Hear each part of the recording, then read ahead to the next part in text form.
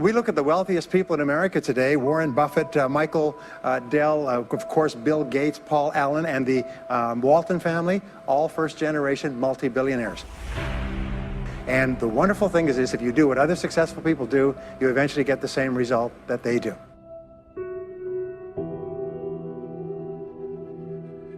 There are many ways to get the things that we want for ourselves in our lives.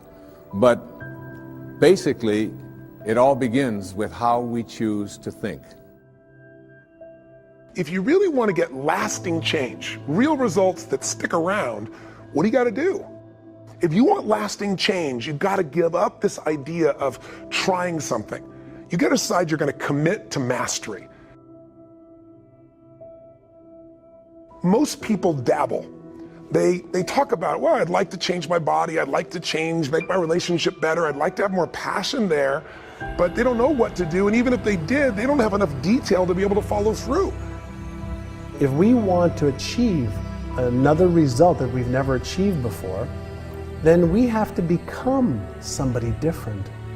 We have to upgrade our skills, we have to upgrade our behaviors, we have to master our emotions better. Self-made millionaires have been studied exhaustively, they've been analyzed, they've been interviewed by the hundreds of thousands and millions, and what we know is exactly who they are and what they do and how they think.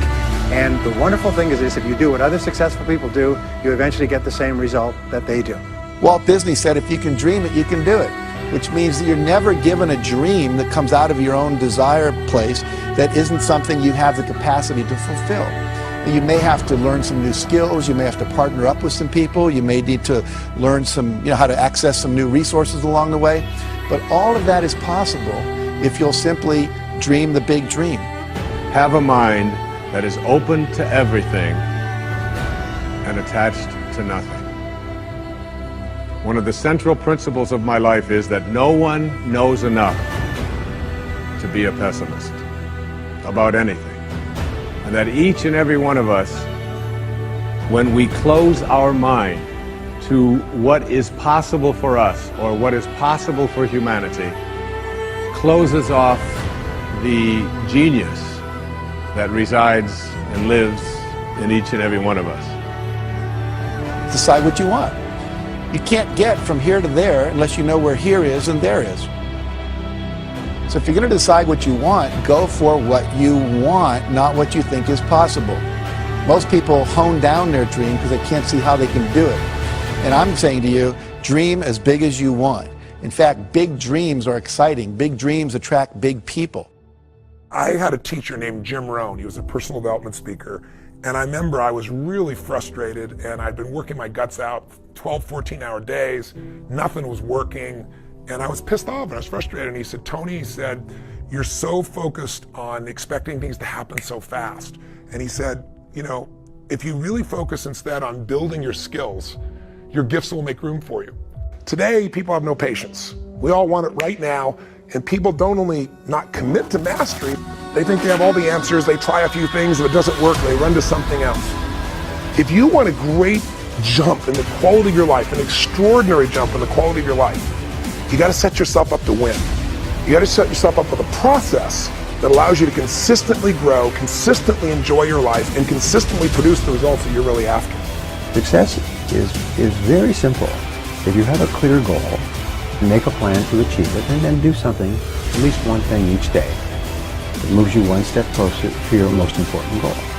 Progress equals happiness. If you're growing in anything, financially, spiritually, emotionally, in your relationship, in your body, you're going to feel better in your life. That's what we're made for. And I think we're meant to grow so we have something to give. You know, you can't give something you really don't have. Form good habits and make them your masters. Most people are interested, they're not committed. And the difference is when you're interested, you do what's convenient and what's easy. When you're committed, you do whatever it takes. When you're interested, you do what's easy and what's convenient for you.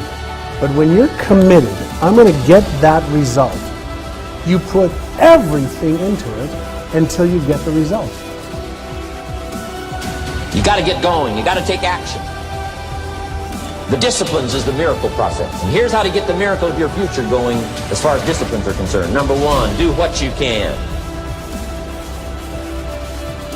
Learning is the beginning of wealth. Learning is the beginning of life change. Don't be lazy in learning. Don't be lazy in picking up the ideas. Don't be lazy in learning from your own experience. How many times have you had a great idea, didn't do anything about it, and then a year later someone did something about it, made a lot of money, got the promotion, etc. So when you have the idea, the inspiration to act, it's time.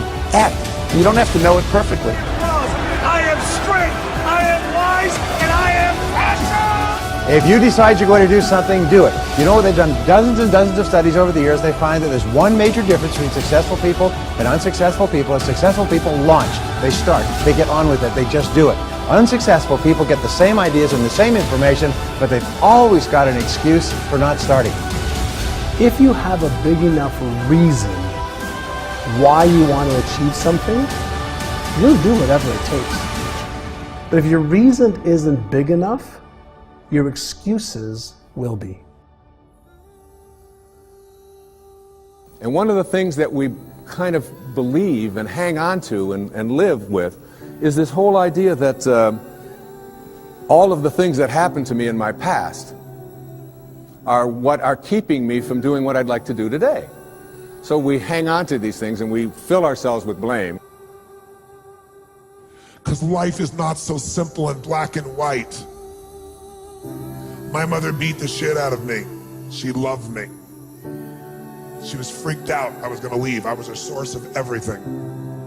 I blame her for all the beauty in my life. I blame her that I have the woman I have in my life because I cherish my wife, because I know what the opposite is.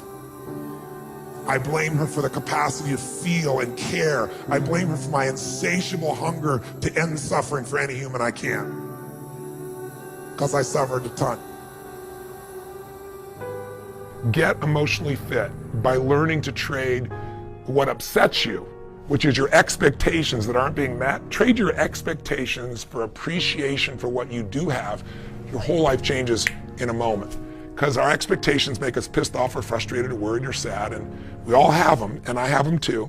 But when they come up, I just remind myself, look, this is just my mind. I'm more than this mind. I got a heart and soul. What can I appreciate? How can I use this challenge to go to a deeper level? And that's the only way we get free. The only way to have a great life is decide I'm gonna find beauty in anything that happens in my life. I'm sure if you look back on your life, most of us have had experiences where something horrible happens, something you never want to go through again in your lifetime. But at the same time, you know that 5, 10 years later, you look back and go, I would never want to go through it. I would never want anybody I care about to go through that. But I'm glad I did, because it made me so strong to deal with that. When you change the way you look at things, the things you look at change. What makes us suffer is our thoughts, right? We're the only creatures on earth that can have thoughts and then make ourselves feel like shit, or have thoughts and make ourselves feel good. And most people don't master their minds.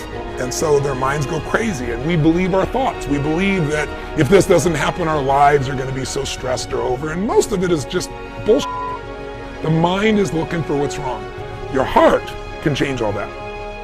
If you decide today, and if this is all I got across in this piece, and I actually reached you, is for you to decide that I'm 100% responsible for the experience of my life, and that anything can happen. I am bigger than the moment. I am more than anything can happen to me, and I can find a way to find something beautiful, something helpful, something, enjoyable. Change your thoughts, and you change your world. Change your expectations, and you change around what you begin to manifest and see showing up in your life.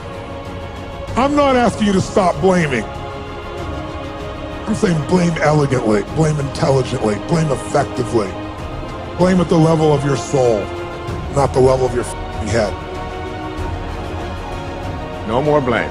I'm just not going to assign responsibility to other people for where I am, because now I have an opportunity to get rid of it. If I think someone else caused it, then I've got to wait for somebody else to change in order for me to get rid of it, and you might wait forever for that. But if I take responsibility for it, I can do something.